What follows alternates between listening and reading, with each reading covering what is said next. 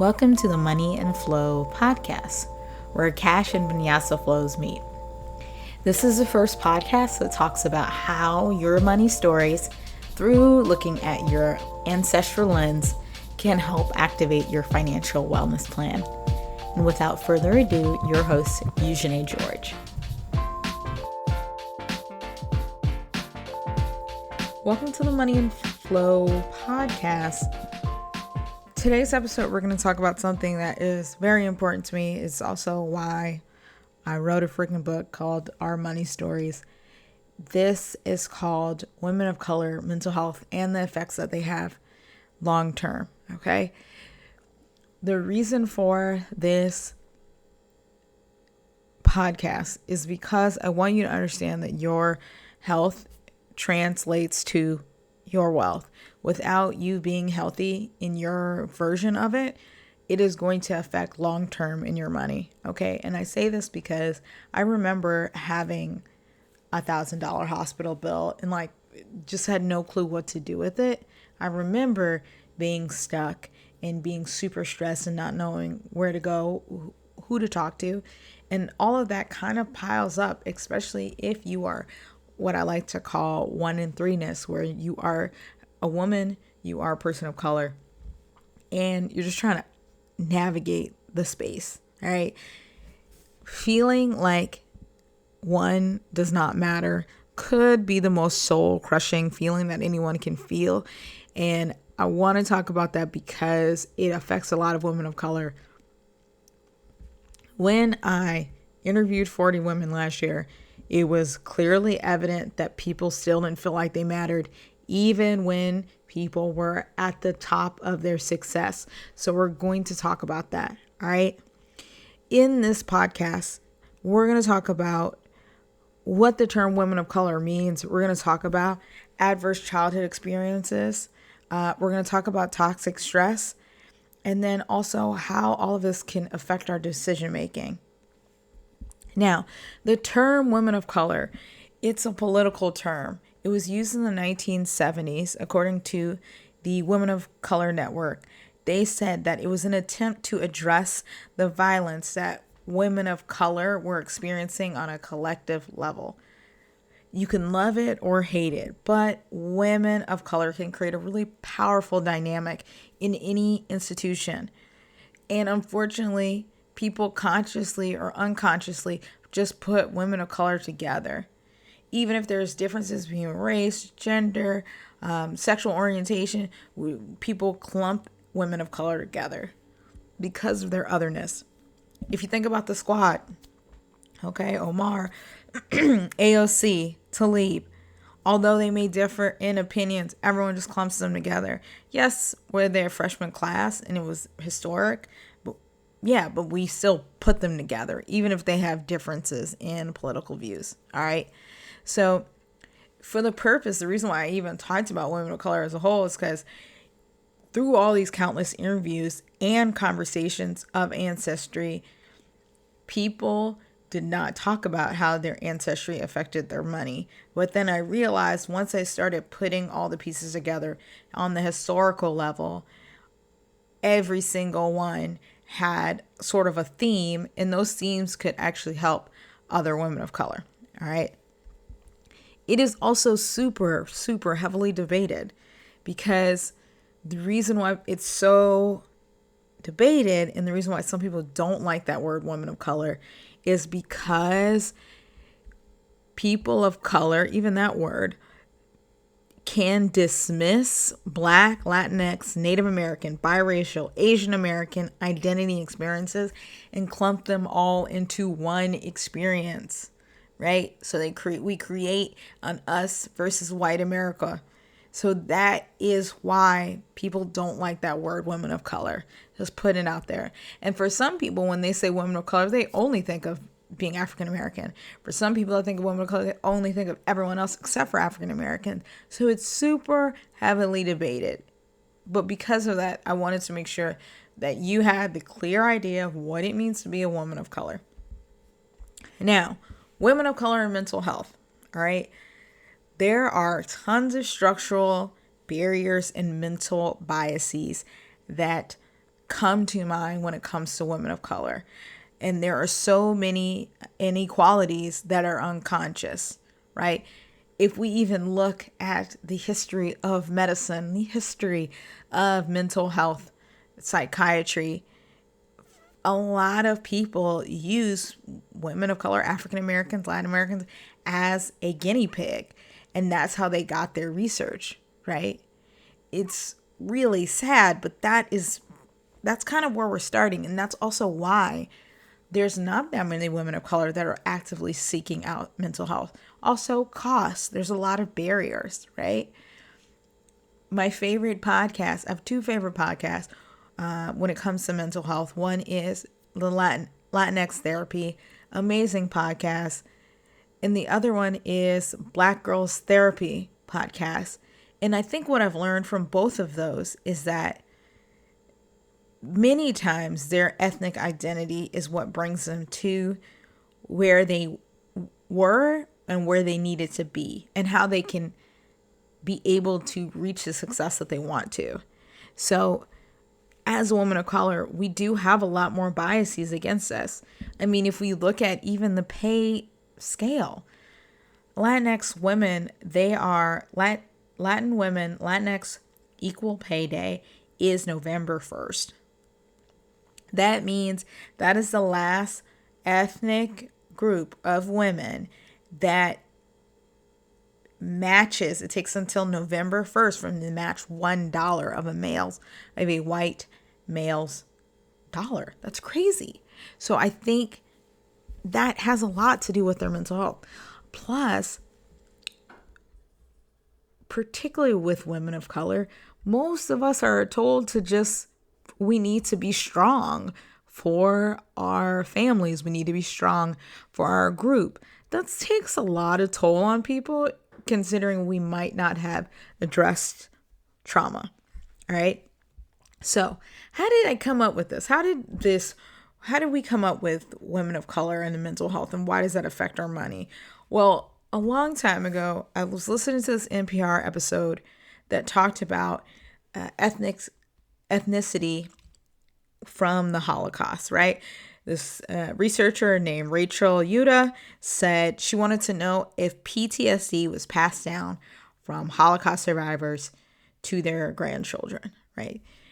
This was all over the news. And what they found is that trauma effects can linger in the body chemistry of the next generation. Now, here's what makes it very dicey. It makes it dicey because Yuta's study from the academic world was discredited entirely. One, because she didn't have a large enough sample size.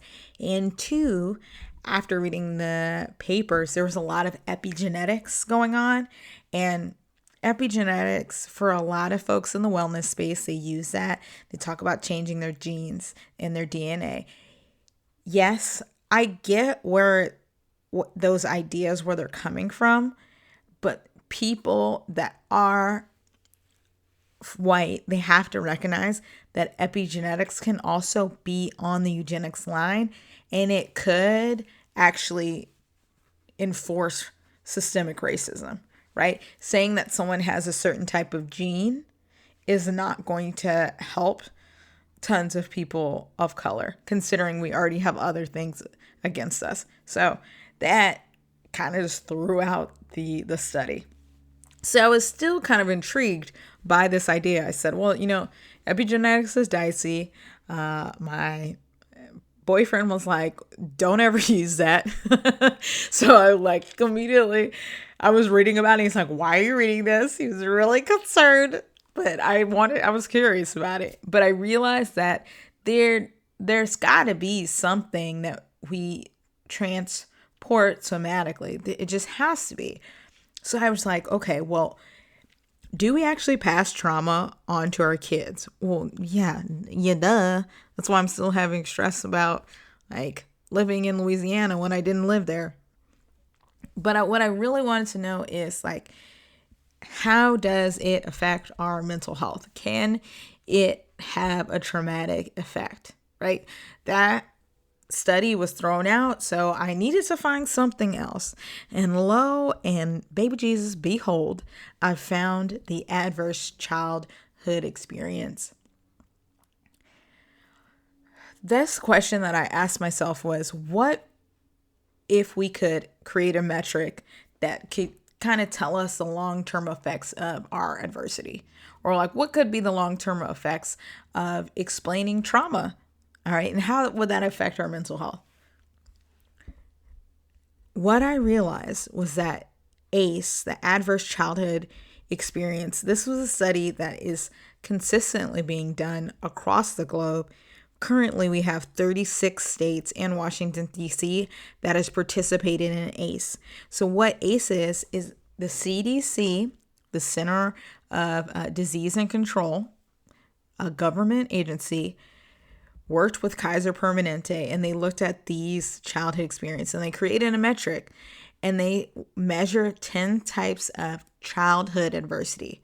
So sexual, physical, and verbally abuse, physical and emotional neglect, family dysfunction, parents being abusive, a household member who's on alcohol, people that are imprisoned. How does that affect someone's long-term trauma, any type of trauma?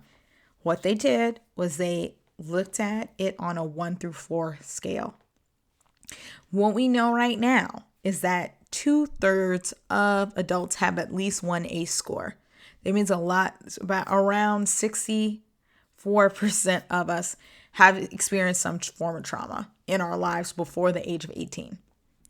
Now, why is this important? Well, to understand the ACE score, doctors, therapists, counselors can all figure out this ACE score. It can help create preventative care. Not that many folks are completely championed in it yet, but the California Surgeon General, Dr. Nadine Harris Burke, is one of the leaders in talking about the ACE scores and why it's important. And I'll make sure I include the TED Talk in the show notes, okay? What was interesting about her TED Talk, particularly, she talks about how childhood trauma affects the health across your lifetime. She was a doctor. She had her own clinic in Huntington Point in San Francisco, which is one of the poorest locations in San Francisco at that time. What she learned from that was that through these doctor trainings, you can help them with preventative care in the long term. More importantly, if we learn our ACE score as adults, we can heal other people. And my mission on this earth is to make sure that we talk about ACE scores with financial advisors and financial planners, because people don't understand that people's trauma affects their money and their spending 100%. Their trauma, their adversity is how people look at the world, and that's how people operate in the world. And we're not there yet, but it is my mission in life to figure out, okay, if we know all these things with people's mental health, we can better assist anybody, everybody. All right. So it's super, super important. Now, when we started looking at, or when everyone started looking at the ACE scores, they realized that the biggest piece that could affect your mental health isn't just knowing that ACE score, it's the idea of toxic stress. So toxic stress can affect your long-term mental health. So let's break down each of these pieces, all right? So what's a positive stress response, right? What would happen? Like good stress, they call it eustace, right? It's like when you have a paper that's due, okay? Or you have a job that needs to be done by 2:00 this evening. You know it's going to get done. You have this positive effect. It might not affect your whole job or your life, but you can work well, quote unquote, under pressure. That's positive stress, okay? Tolerable stress response is if your body activates and alerts your system and it has a longer lasting effect, right? So you could lose your loved one, there could be a natural disaster, there could be an injury. You are able to kind of understand that this is a really difficult time in my life right now, but it's not going to affect me for my entire life. It's going to be a part of my body, or it's going to be a part of time that I have to deal with this, but it's not going to frighten me for the rest of my life. Now, anything that has to do with a toxic stress response. A toxic stress response is when you feel like you will always have adversity. You will always be stressed. You always will feel emotional abuse, or everything what people will say to you will affect your mental health, right? You feel constantly neglected. You feel abused. And it can happen anywhere. Like toxic stress can happen if you are at work and you have a deadline that needs to be done at 2, but because you've experienced so much toxic stress in your body from people in the past or from your adversity, you're going to think that, quote unquote, this man is out to get me. And you will have that psychosis of saying like, oh shoot, like he out to get me. Oh, like, it doesn't matter how successful you are, right? Think about Tupac. Okay. This man had toxic stress response.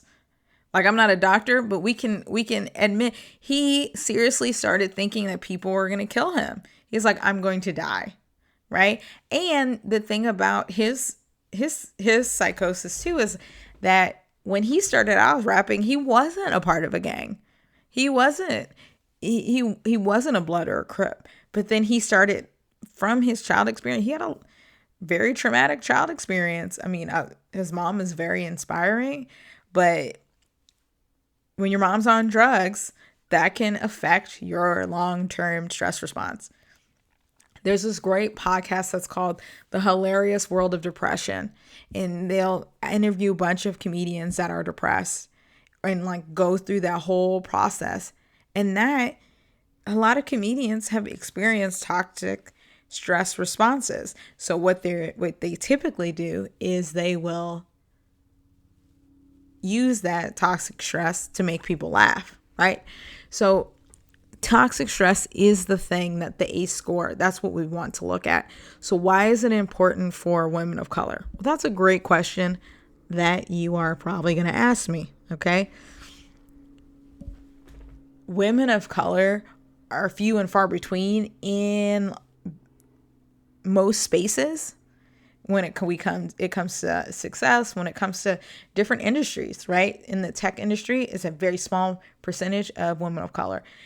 In the financial industry, there's less than 5%. That's all of us clumped together of women that are in finances that are like further up along, not working in administrative positions, right? So that in itself can create stress, right? You're representing your whole race. There's all these things going on.